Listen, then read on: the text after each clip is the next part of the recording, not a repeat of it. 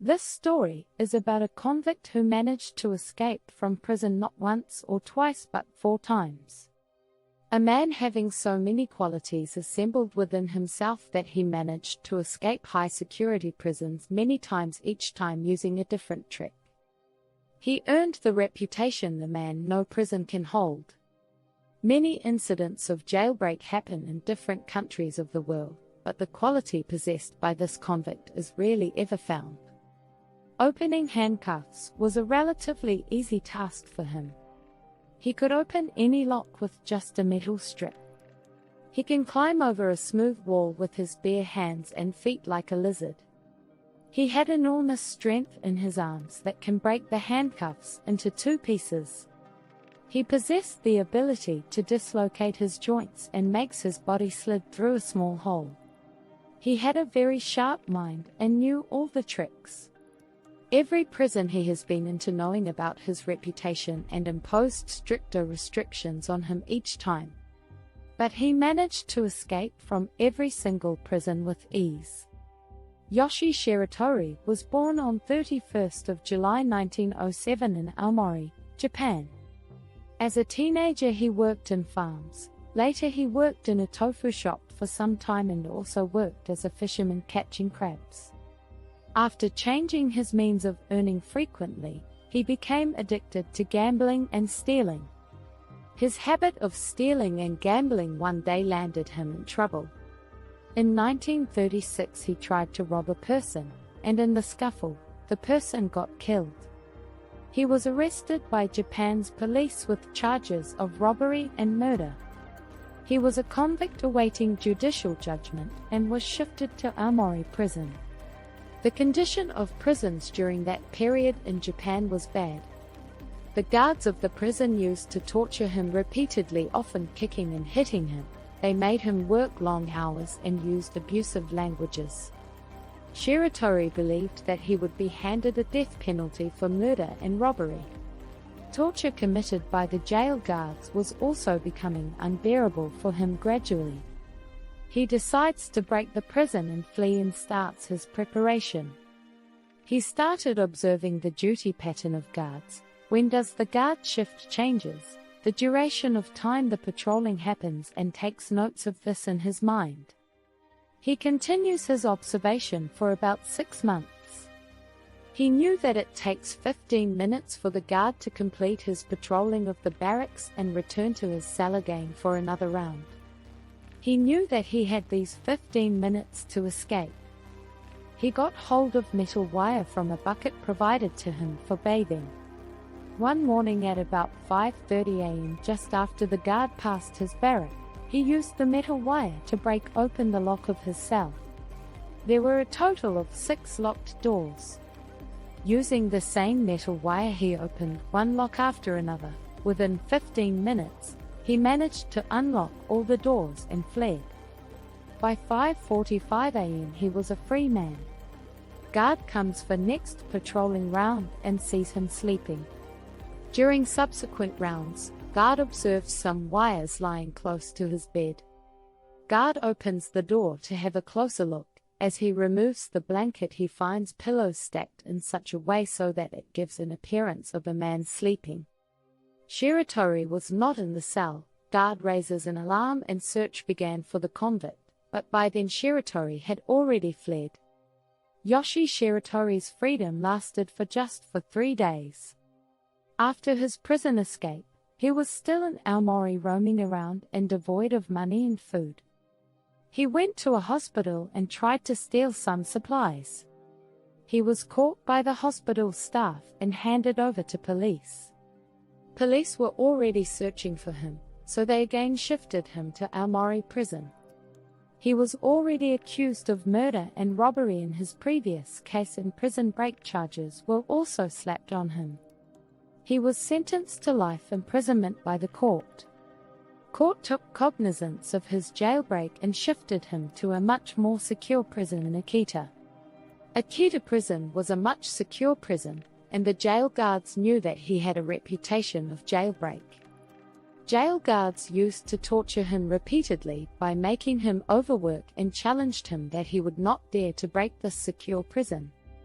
During the cold season, he was forced to sleep on the concrete floor without any bed and blanket. He was not even provided with warm clothes. He was always handcuffed and kept in a specially designed cell that was just long and wide enough for a single person to stay.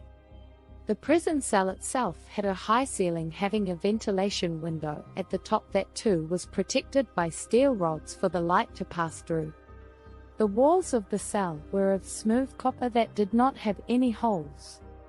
The window of the cell was located high enough without any furniture in the room. Shiratori was laughed upon by the jail guards and tortured. Only the head guard of the prison, Kobayashi, always used to treat him gently and talk to him politely. He also scolded the other jail guards when they tortured him. Shiratori was very disappointed with the behavior of other guards. He believed that Kobayashi was the only good and humble person among all jail authorities. He stayed in Akita prison from 1936 to 1942 for 6 years. During that period, the Second World War had started. Japan was a country fighting against the Allied forces led by America. It was a stormy night on 15th of June 1942, with heavy rains and strong wind. Jail guard came to patrol in the morning according to their schedule. Jail guard peeped inside his prison and to verify his presence, but was surprised to find that he was not in his cell. Shiratori had escaped from prison once again. He started his planning about 8 months ahead. He had a piece of metal wire. During the night when patrolling was negligible, he used to open his handcuff and practiced climbing through the copper walls by extending his hands both ways. After each attempt, he used to relock his handcuffs back. Slowly and gradually he practiced climbing and one day was able to reach the window at the top. He found that the window had steel rods, but the frame was made of wood. With the help of eating plate, he was able to weaken the base of the wood. He was provided with soup balls during lunch. He used to pour the soup balls in the base of the wooden frame to make it weak. He checked that the wooden frame came out entirely along with the steel bars and waited for a stormy day to hide his footsteps, replacing the window to its place. He executed his plan to perfection and escaped from the prison for the second time. Shiratori was married and had a daughter even before his first arrest. He wanted to visit his family but knew that police would be keeping a close watch over his family to nab him. So he decided not to meet his family. He wanted to lead a simple and respectful life, not like a runaway convict always chased by police. He had already spent 6 years of his life imprisonment in Akita prison. After 3 months of his escape from Akita prison, he decided to approach Kobayashi, the head jail guard of Akita prison. One night there was a knock on Kobayashi's door. On opening the door, he was surprised to find Shiratori standing in front of him. Shiratori explained to him the reason for his arrival. He further stated that he never wanted to break the prison and complete his prison term, but he was disappointed with the behavior of the jail guards and repeated torture by them. He further continued that Kobayashi was the only jailer he liked in Akita prison. He wanted Kobayashi's help to take him to judicial authorities so that he can narrate the atrocities faced by him. He also wanted to be shifted to Tokyo prison to complete his prison term. Kobayashi assured him of help and offered dinner to Shiratori. Kobayashi informed police as soon as Shiratori went to the restroom. Police arrived immediately and arrested their convict when he came out of the restroom. After 3 months of his escape, Shiratori again landed in Akita prison. His prison term was extended for 3 more years over the life imprisonment term due to the jailbreak. He pleaded with the judge that he accepts his term of imprisonment, but he should be shifted to Tokyo prison as the prisoners were treated much better in Tokyo prison. But the judge rejected his plea and transferred him to Abashiri prison situated in the north of Hokkaido. Abashiri prison is situated amidst cold mountains and had a reputation of no prison break. This prison had the best security system. Some convicts, who tried to flee, were shot by the prison guards. The prison was pretty cold and with sub-zero temperature even in summer. Shiratori was brought to this prison in 1943 to serve his sentence. Jail guards knew about his previous escapes from prison, so they used to torture, abuse and make fun of him. One day, due to the extreme torture, he became so furious that he broke his iron handcuffs into 2 pieces in front of all the guards just by the sheer strength of his arms. He challenged the guards there that one day he would flee from this prison as well. The jail guards were surprised to see the sheer strength of his arms. They knew that opening handcuff or breaking them is an easy thing for him. They ordered a specially designed handcuff and leg cuff for him made of solid iron weighing 20 kilos each. These cuffs did not have any keyholes and took 2 hours by 2 trained blacksmiths to open the handcuff. His hands were tied behind his back and handcuffed, also leg cuffs were tied to his ankles. He used to eat his food like a dog. His hands and legs were tied. Twice a month, 2 blacksmiths used to visit him to open the specially designed handcuff and leg cuff. He was allowed 2 hours for his bath. They again enchained him with these hefty handcuffs and leg cuff and leave. Shiratori was kept in a cell that was specially designed for him. The windows were made smaller than the size of his body. The walls of the cell were smooth.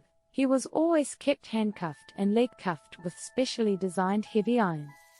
One day after a year, a guard suddenly heard something in the roof of the cell. He comes in to check Shiratori's prison. To his amazement, he could only find the heavy iron cuffs in one corner, but not Shiratori. Shiratori had again fled, and this time from Abashiri prison. This was his 3rd prison break. He started his planning about 6 months ahead. He used to put some soup on the joints of the handcuff and leg cuff every day. He also used to spit some soup to a portion of window from his mouth. He was aware that the salt content of the soup would make the iron rusted, making it weaker. After 6 months of effort, the joints of handcuff and leg cuff became weak. He was able to break open the handcuffs and leg cuffs. He knew that he had to escape from prison before the arrival of the blacksmiths. One night he opened his handcuffs and leg cuffs and found that screw of the window had weakened due to rust. He removed the window, slid his body by dislocating his joints, making the size of his body smaller, and ran to the roof and fled. It was a shame for Abashiri prison. They searched for him but were unable to trace him. After a few days of search, the jail authorities stopped looking for him. They thought that some wild animals in the snowy mountains would have killed and eaten him. Shiratori survived. He found a safe cave amidst the snowy mountains and made a bunker for himself. He used to eat the fruits of surrounding trees and meat of animals. Shiratori stayed in the bunker cave for about 2 years, entirely cut off from the world. It was around 1945, and Japan has already surrendered to Allied forces after the atomic explosions of Hiroshima and Nagasaki. Police authorities forgot about him and presumed him to be dead. He then decides to come out of his hiding and move to Sapporo in search of his family. He was surprised to see American soldiers in Sapporo walking along with Japanese women. He found a newspaper and came to know about the bombings. He thought that situation in Japan has changed after the World War, and police would no longer be searching for him. He was hungry, so he enters into a farm and steals some tomatoes and starts eating them. The owner of the farm spots him and pounces on him, hitting him with plow. In the ongoing tussle, he was able to grab the plow and hit back at the farm owner, killing him instantly. It was an accidental death that happened in self-defense. He tries to flee the spot but was captured by people nearby and handed over to police. he was sent to Sapporo jail. In 1947, Sapporo district judge pronounces the death penalty for him for murder. The jail authorities were aware of his previous jailbreak incidents. They formed a team of 6 armed guards to keep a constant vigil on him. He was kept in a specially designed cell, keeping in mind his abilities. This time the windows on the door and wall were made so small that no person could pass through that. The walls of the cell were made smooth with a high ceiling. 6 armed guards kept a close watch on Shiratori. They did not even put handcuffs on him, because they knew that he could break the handcuffs easily. He always used to stare up towards the ceiling and walls. Guards watching him used to make fun of him for this, as they thought that he was trying to escape the prison from a very high ceiling. He was provided with a sleeping mattress and made to sleep on the floor. He made a habit of waking up late in the mornings. He was abused and tortured by the guards for this habit, but he continued with his habit of getting up late. Some of the guards allowed him to oversleep for long hours. One night guards were amazed to find that Shiratori had escaped the prison again. They found the door locked from outside, the ceiling window was safe, the walls did not have any distortion, and the entire cell looked to be perfect. How did he escape this time? Jail authorities have done all that they could to prevent him from escaping the prison. Learning from the previous mistakes, they made the cell in such a way that the ceiling was kept very high. Windows were made smaller than the size of his head, providing a constant vigil on him, but they never inspected the floor. This time Shiratori dug a tunnel under his sleeping mattress. He used to dig the tunnel when guards were asleep after securing him inside his cell and kept the floor mattress on the top of it. He escaped from the prison for the 4th time using this tunnel. A year later, one day Shiratori was sitting on a bench in a park in the outskirts of Sapporo City. A police officer in his uniform comes and sits beside him. He knew that the police officer was a high-ranking officer from the uniform he was wearing. He became tensed and wanted to move away from that place. Suddenly the officer offered him a cigarette. A cigarette was a luxury commodity in Japan during that time. He accepts the cigarette from the officer and smokes. He was thinking about the torture suffered by him in jail, betrayal by an officer he trusted. This man in his uniform had offered him a cigarette without even knowing him. He started feeling guilty about himself. After finishing his cigarette, he stands up before the officer and discloses his identity as Yoshie Shiratori. This name was very famous among the police authorities. The officer looks at him and asks him the purpose of disclosing his identity. Shiratori replies that it was due to the respect provided to him by the officer that made him believe that all the officers are not cruel. He narrates his entire story to the officer, mentioning that he is tired of running around and leading a solitary life. He further informs the officer that his fight is not against the jail, but against the atrocities and the treatment provided to the convicts in the jail. The police officer takes Shiratori into custody and produces him before the court. He was an honest police officer and stood by his commitments. After listening to Shiratori's plea, the court pronounces judgment burying him from the murder charge of the farmer as that happened in self-defense. Considering all the facts and events related to his jailbreaks, he was sentenced to 20 years in prison, this time accepting his wish to transfer him to Tokyo's prison. This prison was warm, the guards were respectful and treated him with respect.